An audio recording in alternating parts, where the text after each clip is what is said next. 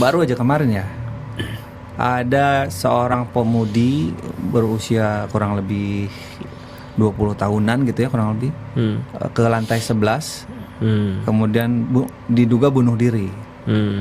Artinya ini juga ada apa dengan masyarakat kita gitu maksudnya. Usia masih muda, kemudian gantung diri.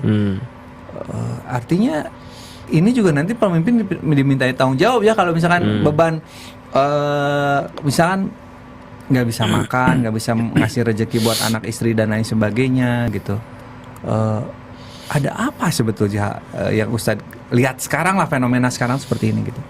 Ya tadi, jadi kalau kita melihat dari satu sisi mungkin tidak bisa ya, artinya tidak bisa kita mengeneralkan semua karena faktor ini belum tentu juga. Artinya memang banyak faktor. Bisa jadi kasus-kasus seperti itu ya memang bermuncul dari faktor mentalnya.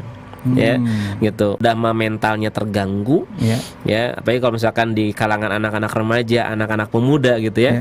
Ketika mereka aktif dengan media sosial, kemudian dia membandingkan antara dirinya dengan kawannya atau dengan yang di media sosial, kan seringkali kalau yang diperlihatkan di media sosial itu kan bukan yang jelek-jelek, yang bagus-bagus. Gitu. Kadang flexing sengaja dulu pinjam handphone temennya gitu ya, dipoto gitu. Ada Ustaz yang seperti itu banyak.